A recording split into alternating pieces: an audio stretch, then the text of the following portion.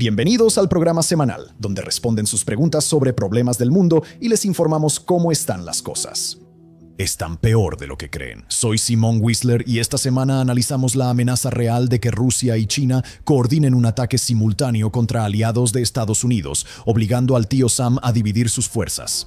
También revisamos el avance del concepto de una OTAN asiática antes de analizar las consecuencias de la reciente elección en Moldavia, donde una campaña financiada por el Kremlin terminó en humillación para Vladimir Putin. Así que, por una vez, buenas noticias. No hay nada mejor que ver a Putin siendo humillado. Las marcas de tiempo están abajo como siempre, y ahora pasamos a nuestra primera y más aterradora pregunta: la probabilidad de que Pekín y Moscú trabajen juntos para provocar una nueva guerra mundial. Es una grande, ¿verdad? ¿Rusia y China podrían unirse para atacar a aliados de Estados Unidos? Lennox Matt 1 nos pregunta, como este canal ha dicho en varias ocasiones, hay una buena probabilidad de que Rusia invada una nación de la OTAN en los próximos años. Con la relación entre Putin, Xi y Kim, ¿sería posible que una invasión teórica coincidiera con una acción de China contra Taiwán o de Corea del Norte contra Corea del Sur? Esto dividiría la capacidad de Estados Unidos y Occidente para responder a ambas crisis. ¿Cree que esto podría pasar? Nuestra respuesta es, lamentablemente, sí.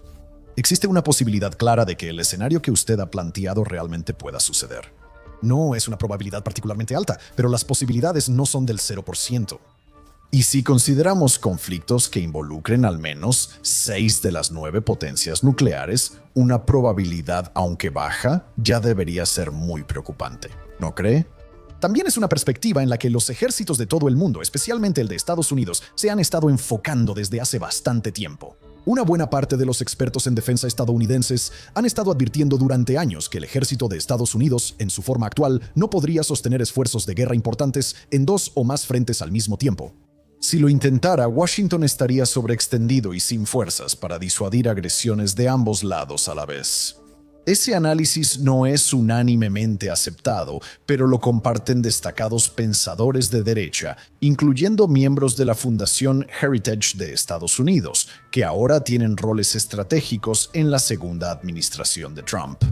Vemos estas preocupaciones en tiempo real mientras Estados Unidos, bajo Trump, busca transferir responsabilidades de defensa colectiva y dirigir fondos a grandes adquisiciones y reformas militares.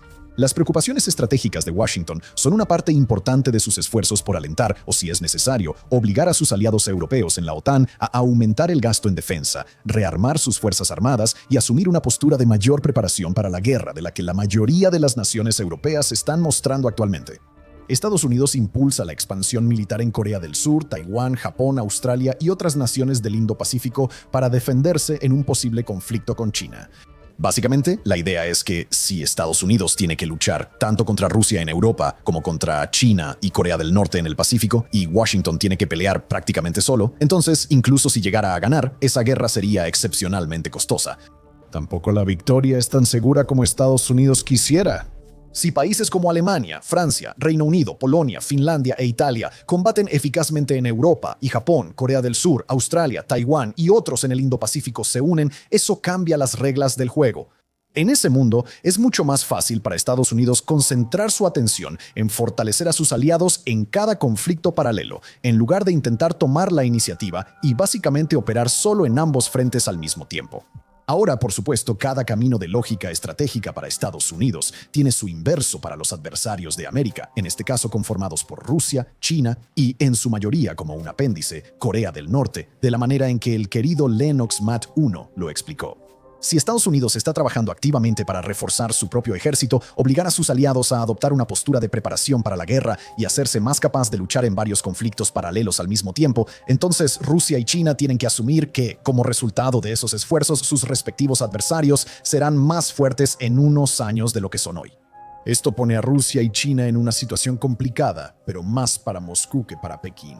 Aunque Rusia pasó a una economía de guerra y se ayudó a corto plazo, está lejos de ser la potencia militar que fue la Unión Soviética y carece de mucha capacidad de producción, especialmente en equipos sofisticados, para sostener un conflicto contra la OTAN. China es fuerte y sigue fortaleciéndose. Si su equipo avanzado funciona como se dice, podría ser una amenaza sostenida para cualquier nación del Indo-Pacífico. Si todas esas naciones usaran su poderío militar industrial contra China, incluso con Estados Unidos distraído o apoyando, Pekín enfrentaría circunstancias mucho más difíciles. Así que, si China y Rusia se preocupan, como probablemente deberían, de que Estados Unidos y sus aliados actualmente estén en una trayectoria para fortalecerse con el tiempo, entonces China y Rusia tienen el incentivo de actuar ahora, antes de que esa transformación de sus adversarios se complete. Casi con toda seguridad, es por esta razón que hemos visto intentos rusos de sondear y poner a prueba la alianza de la OTAN a un ritmo sin precedentes. Si esas acciones de sondeo resultan como Moscú espera y Rusia llega a creer que puede desafiar a la alianza de la OTAN o forzarla a abandonar su compromiso con la defensa colectiva, entonces China tendrá que tomar una decisión. China quiere Taiwán, y aunque preferiría gastar la menor cantidad de sangre y vidas posible para conseguirlo, China sabe que obtener Taiwán mañana sería más costoso que obtenerlo hoy. Incluso si Estados Unidos pudiera eventualmente vencer tanto a Rusia como a China mientras divide su atención entre ambos, las posibilidades de victoria de China son mayores cuando Rusia también está enfrentando a Estados Unidos en combate y viceversa. Así que por esa razón es muy probable que si Rusia llegara a enfrentarse a las naciones de la OTAN, incluyendo a Estados Unidos, en un conflicto que pareciera que se va a prolongar por un tiempo, China podría pensar que tiene una ventana crítica para atacar. Y llevemos esa idea más lejos, ya que, como dijiste, un ataque de Corea del Norte a Corea del Sur también es posible. Actualmente, Estados Unidos respalda a muchas naciones con diversas garantías de seguridad, por lo que si Pekín y Moscú exigen más atención simultáneamente, podrían presionar aún más a Washington. China y Rusia podrían coordinarse con Irán, los hutíes de Yemen u otros actores para amenazar a Arabia Saudita o Qatar, poniendo en riesgo el suministro de petróleo y obligando a Washington a intervenir. En Europa, Putin y Xi podrían quizás convencer al líder húngaro Viktor Orbán de causar problemas o podrían intentar persuadir al presidente turco Erdogan para que tome sus propias acciones decisivas en Medio Oriente. En Asia Oriental, China podría apoyarse no solo en Corea del Norte, sino también en Pakistán, lo que potencialmente involucraría a la India en el conflicto y aumentaría aún más el caos general. Abiy Ahmed en Etiopía podría interpretar esto como una señal para perseguir sus ambiciones. El líder azerí Ilham Aliyev podría ser invitado a mostrar su verdadera opinión sobre una Armenia soberana y la lista continúa, ¿no? Si el objetivo es dividir la atención de Estados Unidos, entonces el caos y la confusión son los mejores activos que Rusia y China podrían tener de su lado, y con el tiempo corriendo tanto para el rearme europeo como para el del Indo-Pacífico, existe un riesgo creciente de que el momento para actuar sea ahora. ¿Qué ocurre con la OTAN asiática? Bien, entonces, de parte de, vaya, ese es un nombre de usuario largo. No somos extraños al amor, 7739, quien nos pregunta, ¿cuál es el progreso de la OTAN asiática? Los participantes ahí niegan abiertamente que lo quieran, pero varios tratados unilaterales y multilaterales te hacen pensar que es inevitable. Y sobre eso, señalaríamos que en realidad es muy importante para las naciones que describes. Japón, Corea del Sur, Taiwán, Australia, Filipinas, Vietnam y otros países que podrían formar tu llamada OTAN asiática, que nunca, bajo ninguna circunstancia, se refieran a sí mismos como una OTAN asiática. En gran parte, la forma en que se habla de los acuerdos de seguridad colectiva en Europa está dictada por la naturaleza del adversario que esos acuerdos intentan disuadir. Rusia, y antes la Unión Soviética, son estados atrevidos, muy confiados y expansionistas que amenazan con tomar acciones hostiles. Esperan a ver cuál será la respuesta y, si la respuesta no parece muy intimidante, toman la acción hostil que pretendían. Pero, de manera similar, los acuerdos de seguridad colectiva en el Indo-Pacífico están dictados por el adversario al que esos acuerdos buscan disuadir. Y China ve el mundo de una manera muy diferente a Rusia. Pekín sobresale cuando juega a largo plazo, especialmente mientras esté liderado por Xi Jinping. Y para Pekín, parece que la preferencia es que China siempre juegue a largo plazo, a menos que se vea obligada a actuar rápidamente.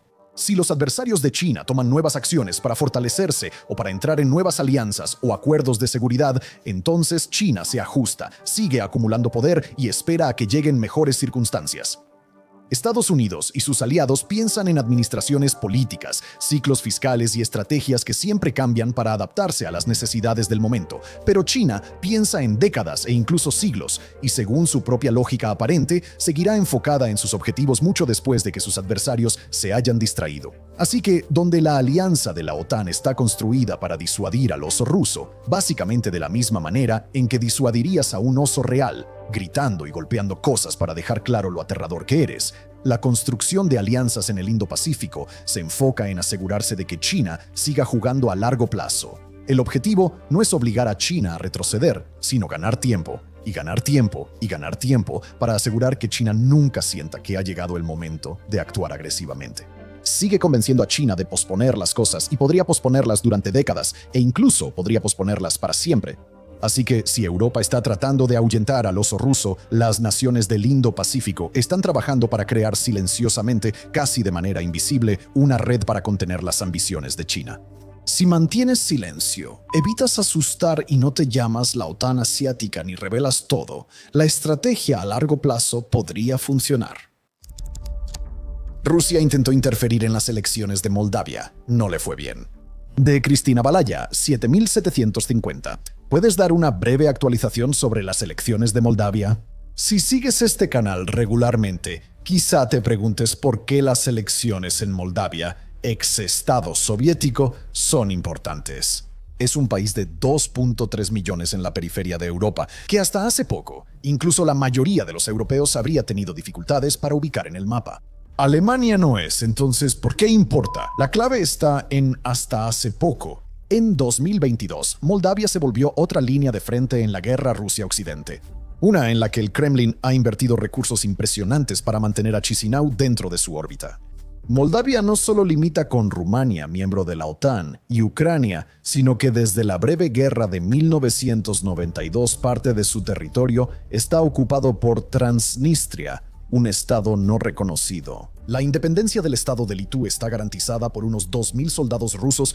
Por lo tanto, durante mucho tiempo ha sido de interés para Moscú evitar que Moldavia se acerque demasiado a Occidente, y las elecciones a finales de septiembre resultaron ser la oportunidad perfecta para lograrlo. El partido gobernante proeuropeo Partido de Acción y Solidaridad había supervisado una crisis económica provocada por la guerra en Ucrania.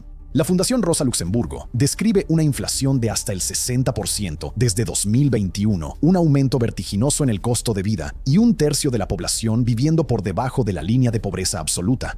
Esto ocurre en una nación que ha sido de las más pobres de Europa. Y había señales de que los votantes ya estaban hartos de esto. En el referéndum de octubre de 2024 sobre mayor integración con la Unión Europea, los proeuropeos del gobierno ganaron por solo 50.35% de los votos. La campaña del no, apoyada por oligarcas prorrusos, estuvo a menos de 10.000 votos de dar una gran sorpresa. Claramente, este era un terreno fértil para una campaña clásica de influencia del Kremlin. El Centro de Estudios de Políticas Europeas afirmó que antes de la votación de este año, Moscú usó todas sus herramientas. Financiamiento ilegal, ciberataques, desinformación masiva, compra de votos y amenazas de bomba el día electoral, enfocadas en embajadas y sitios de votación de la diáspora. La violencia no inició ni acabó con las amenazas de bomba. También arrestaron a hombres acusados de planear disturbios si el Partido Socialista ganaba la votación. Más allá de eso, la British Broadcasting Corporation descubrió una red vinculada al Kremlin que pagaba a personas para publicar historias falsas a favor de Rusia en las redes sociales.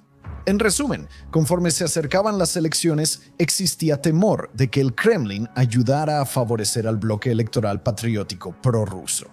Publicamos un video en este canal advirtiendo sobre el intento de manipular la votación. Por eso, todos nos sorprendimos mucho al recibir los resultados. Tras todo el esfuerzo del Kremlin, que incluyó compra de votos y amenazas de bomba para cerrar sitios de votación de Dinóspora, el bloque patriótico solo obtuvo un mediocre 24.18%.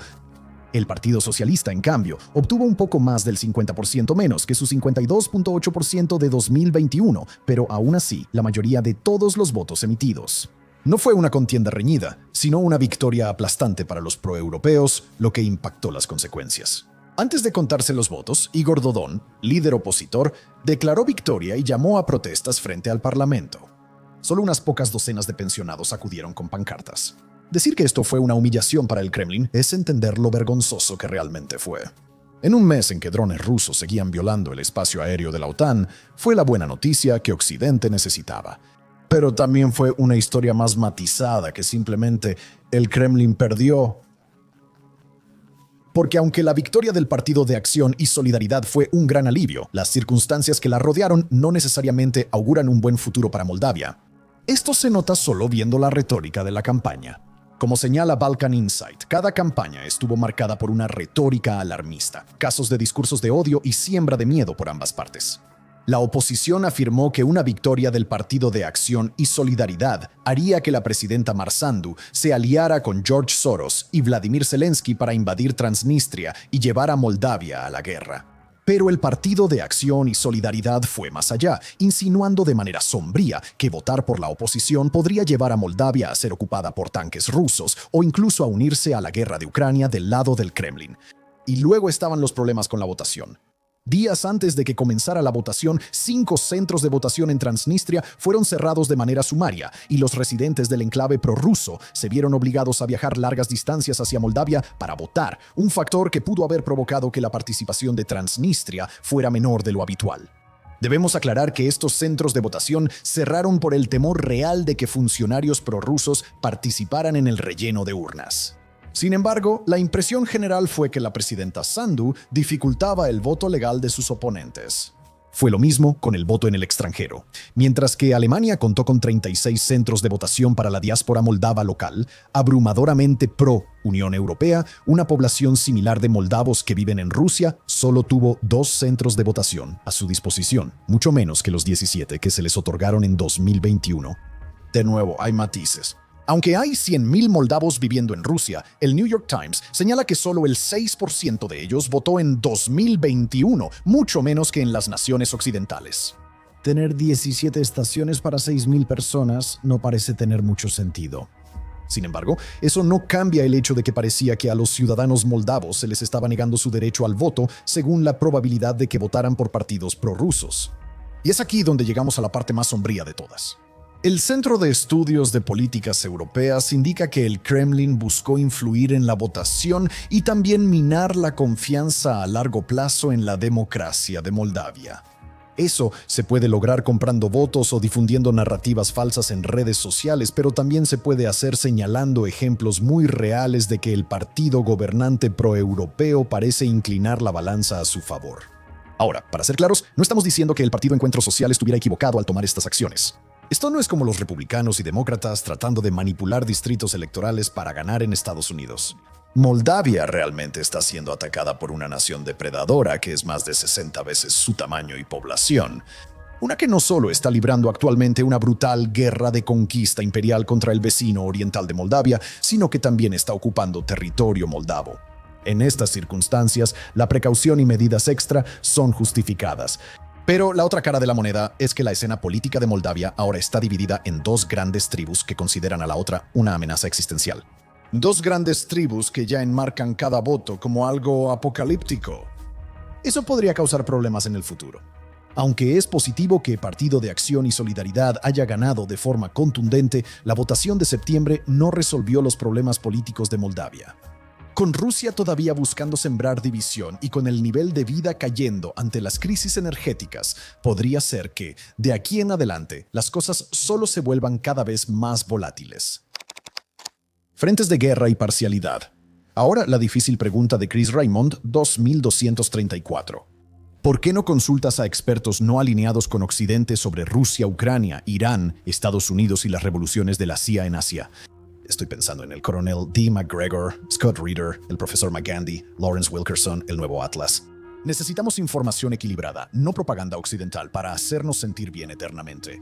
Bien, ahora, claramente esta pregunta no fue hecha con el espíritu de una consulta inocente, sino con el espíritu de alguien para quien las palabras información equilibrada significan repetir los argumentos del Kremlin sobre cómo Kiev siempre está a 3 días de caer. Zelensky ha huido del país al menos 500 veces y Vladimir Putin no es un vampiro viejo que habla de recolectar órganos para ser inmortal, sino un abuelo encantador con quien dejarías a tus hijos sin problema.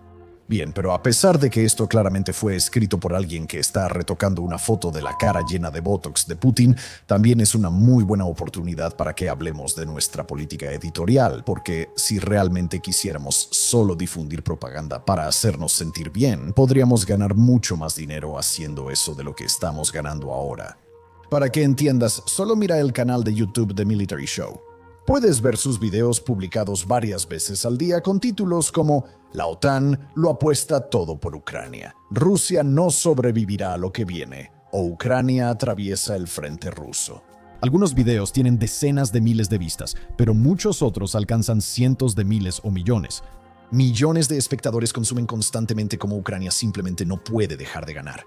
Aunque no tenemos acceso a sus análisis internos, estamos seguros de que ganan mucho dinero con esto. El incentivo financiero nos impulsa a hacer propaganda y claramente hay una audiencia para ella. Si todo lo que quisiéramos hacer fuera producir tonterías reconfortantes para los de nuestro bando, solo convertiríamos este canal en un clon del programa militar y luego nos retiraríamos al extranjero para disfrutar de las ganancias resultantes desde la comodidad de nuestros megayates. Pero por muy capitalista que sea, eso no es lo que buscamos hacer con Warfronts. Desde que cambiamos el enfoque del canal a temas actuales, hemos sido claros sobre nuestros objetivos y sesgos. Queremos que Ucrania gane, creemos que vivir en Occidente es mucho mejor que en otros lugares, y pensamos que apoyar la propaganda de un estado imperialista como Rusia desde Europa o América es como presumir una papilla horrible mientras comes helado de chocolate. Personalmente me gusta Ben y Jerry's, pero solo porque tenemos sesgos, como todos los demás, no significa que dejemos que nublen nuestro juicio. De hecho, se podría decir que nuestra misión básica es tratar de reconocer los pensamientos ilusorios de nuestro propio lado y desafiarlos lo mejor que podamos. Revisa el video de la semana pasada, donde analizamos cómo la crisis de mano de obra en Ucrania está causando graves problemas para Kiev en el frente. O revisa nuestra cobertura de KASC, que fue crítica con la decisión ucraniana de intentar mantener territorio ruso, o en varios videos donde cubrimos todas las formas en que los ejércitos europeos todavía están rezagados y aún necesitan tomarse en serio la defensa a más de 3 años desde que comenzó la guerra. Porque ese es el asunto con los prejuicios, no puedes evitarlos. Tenerlos es simplemente parte de ser un maldito humano. Si tus prejuicios te hacen ver solo lo bueno y ignorar los problemas reales de tu lado, entonces no estás siendo una persona seria, ¿verdad? Eso aplica tanto a quienes son adictos al espectáculo militar como a quienes consumen lo que Chris Raymond 2234 llama, sin ironía, información equilibrada. En este caso, un eufemismo para los interminables videos con títulos como «El fin de la OTAN», signo de exclamación, todos asegurándonos que cada revés militar ruso es solo una finta muy inteligente que pronto llevará a la victoria del Kremlin. Y eso está bien si todo lo que quieres es que te digan una y otra vez que eres una persona especial cuyas opiniones polémicas siempre son correctas. Pero aquí en Frentes de Guerra nos gusta pensar que nuestra audiencia merece más que eso. Así que tratamos de traerte las noticias más equilibradas que podemos, siempre siendo abiertos sobre nuestros propios posibles sesgos, incluyendo que queremos que Ucrania gane y que creemos que el mundo sería un lugar mejor si Vladimir Putin cayera por una ventana mañana después de dispararse 27 veces en la cabeza, supuestamente. Ahora que aclaramos eso, pasemos a las preguntas divertidas. Invitemos brevemente a Morris y Evan a salir del sótano para escucharlos. Los mayores fracasos militares. Chris Pontius pregunta: ¿cuál es su fracaso militar favorito? Evan dice: no sé si tengo un fracaso militar favorito por sus implicaciones, pero resalto el de la Alemania nazi en la Batalla de las Ardenas al final de la Segunda Guerra Mundial. La batalla fue esencialmente el último suspiro del esfuerzo bélico alemán, un intento desesperado por cambiar el rumbo y prolongar la guerra. Por un lado, la derrota de la Alemania nazi ya es algo sumamente positivo, pero más allá de eso, la batalla de las Ardenas pudo haber resultado en una prolongación de la guerra justo cuando armas como la bomba atómica estaban a punto de entrar en operación. Entre 70 y 85 millones murieron en la Segunda Guerra Mundial por bajas directas e indirectas, pero esa cifra habría aumentado si la guerra continuaba tras agosto de 1945. Morris dice que, como Evan, quizá favorito no sea el término correcto, pero admite que cada vez que oye que las fuerzas de respuesta rápida pierden una batalla en Sudán, aunque sea pequeña, se alegra un poco. No me malinterpretes, sus principales oponentes, las Fuerzas Armadas sudanesas, son brutales, cada vez más islamistas y partidarios del golpe, sin importarles si sus bombas caen en zonas civiles. Pero las fuerzas de respuesta rápida son muchísimo peores. Son una plaga de langostas genocidas que ha arrasado y saqueado Sudán, cometiendo horrores tan indescriptibles que harían sonrojar incluso al maldito Estado Islámico de Irak y Siria. Este es el grupo cuyos soldados están acusados de violar niños de hasta 1 año y de operar prisiones en Jartum, donde cientos de civiles fueron torturados hasta morir. Está acusado creíblemente de genocidio contra los pueblos Masalad y Sakawa. En resumen, son lo más cercano a una encarnación literal del mal, y cada vez que pierden en batalla, me siento mucho más feliz. Y mi respuesta es simplemente, creo que ya ha sido una respuesta antes, invadir Rusia en invierno. Barba o cabeza. La siguiente es, solo para mí, aparentemente, de Glenn Halliday, 3301. ¿Simón cambiaría su barba por una cabellera completa? No, no lo haría.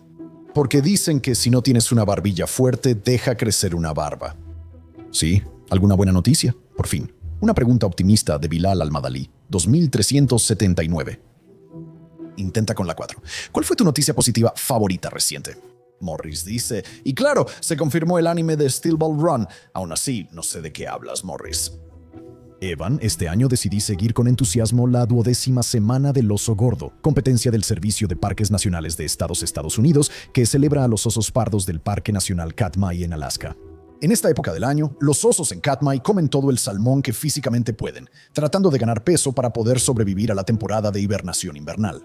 Esta semana casi 2 millones de personas votaron para coronar al oso más gordo de Katmai.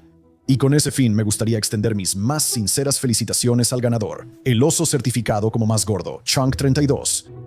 El mío es oscuro pero muy bueno. Ese imbécil de Lost Prophets fue apuñalado hasta la muerte en la cárcel, ¿o no? Ese fue el final del episodio de hoy. Gracias por acompañarnos.